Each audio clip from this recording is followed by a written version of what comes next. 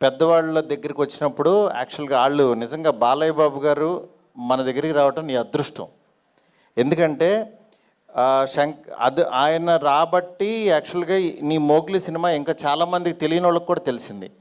లేకపోతే మన సినిమాకి కొంతమంది వరకు తెలిసేది, అంటే దాంతోపాటు వస్తుంది అని.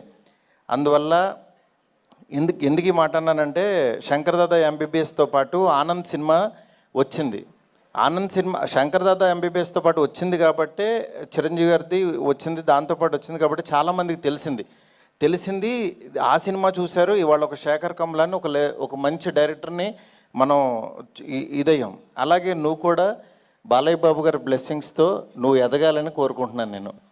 ఎందుకంటే ఎప్పుడు మనం నెగిటివ్ ఉండొద్దు. ఎందుకంటే ఒక పని జరిగిందంటే మేబీ ఈ డేట్ నీకు 13 రావటం మంచిదేమో, దాని గురించి మనం ఫస్ట్రేట్ అయిపోయి ట్వీట్లో వేసేసి కామెంట్స్ వేసేసి అవి వద్దు.